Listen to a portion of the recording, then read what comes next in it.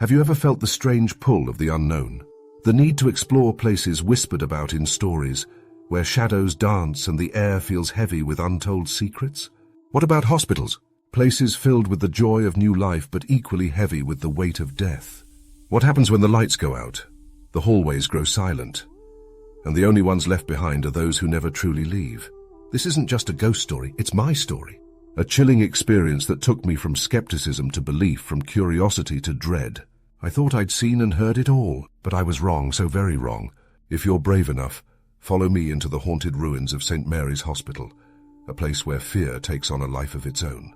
It was 11:43 p.m. when my phone buzzed. I was curled up on my couch, binge-watching some detective series. I didn't recognize the number at first, but when I picked up, Alex's familiar, excited voice greeted me. "Guess what?" he began without preamble. "Let me guess," I replied dryly. "You've found another creepy place for us to explore?" "You're not wrong," Alex laughed, but his tone quickly turned serious. "This is big, though. St. Mary's Hospital. I got us access for an overnight investigation." I paused, the name sending a chill through me. St. Mary's had been abandoned for decades, its name synonymous with death and despair in our town. People shared stories of doctors who'd gone mad, unexplained deaths, and nurses who wandered the halls long after their shifts had ended, permanently. "You're kidding," I said, trying to sound unimpressed. "Nope," Alex replied, his voice brimming with excitement. "A friend of mine who's into urban exploration pulled some strings. We've got the whole night." I wasn't exactly eager to spend my night in a decaying hospital, but Alex was relentless. "You're the skeptic," he reminded me. "If I catch something on camera, I need you there to keep it grounded." Against my better judgment, I agreed. "Fine," I said, "but if this turns out to be nothing, you owe me dinner." He laughed. "Deal. Just wait. You'll see." The drive to St. Mary's was uneventful, but as I neared the hospital, a sense of unease settled over me. The building loomed ahead, its shadowy outline dominating the night sky. The hospital was massive, its facade crumbling with age. Vines crawled up the walls, and broken windows stared out like hollow eyes. A rusted sign near the entrance read, "St. Mary's Hospital, healing with compassion since 1902. Compassion, I muttered to myself. "Right." Alex was waiting for me in the parking lot, his car packed with gear. "Isn't this incredible?" he asked, practically bouncing with excitement. "It's something," I replied, shivering as a cold breeze swept through the lot. With flashlights in hand, we made our way inside. The front doors groaned on their hinges, opening into a cavernous lobby. Moonlight filtered through the broken windows, casting eerie shadows on the floor. The air was stale, thick with the scent of mildew and something metallic. My footsteps echoed unnaturally, and I felt a growing sense of dread. "You feel that?" Alex asked, his voice barely above a whisper. "Feel what?"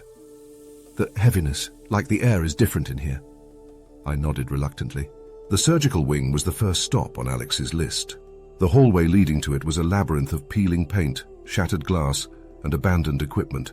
"Careful," Alex said as I nearly tripped over a rusted gurney. When we reached the first operating room, Alex's excitement was palpable.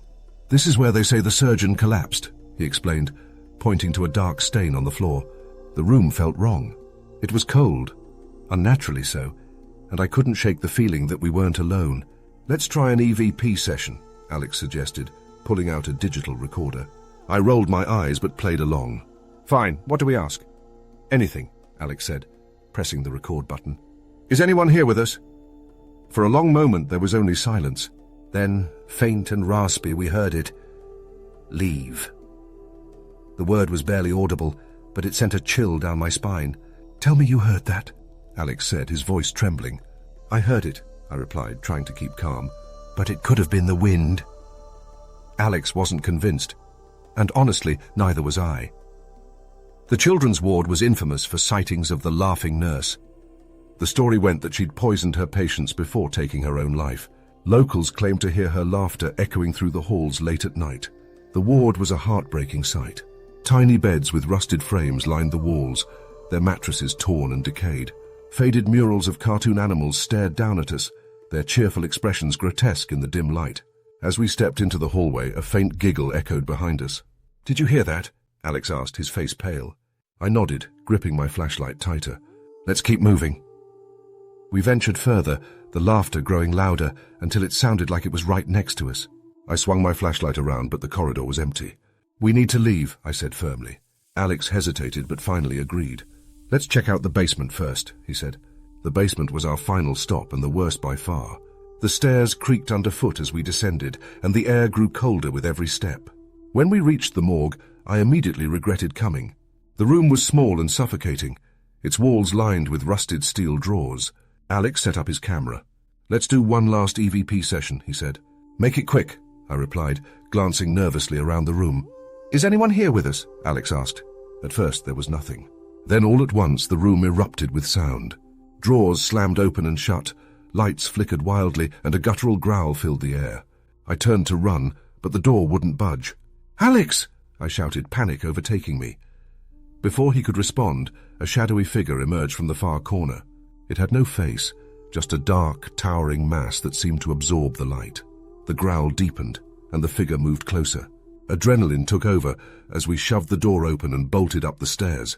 The sounds followed us, whispers, growls and laughter, all blending into an ear-splitting cacophony. When we burst outside, the silence was deafening. The hospital loomed behind us, dark and menacing. We didn't speak until we were back in the car. "What was that?" Alex asked, his hands shaking. "I don't know," I admitted, my voice trembling. "But we're never going back." In the days that followed, strange things began to happen. Alex's footage was corrupted, filled with static and whispers.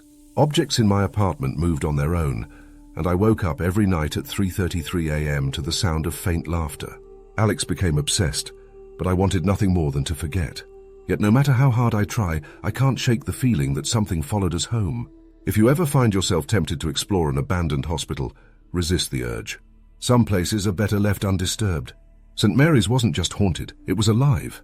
And sometimes in the dead of night I still hear that laughter. A chilling reminder that some doors once opened can never be closed.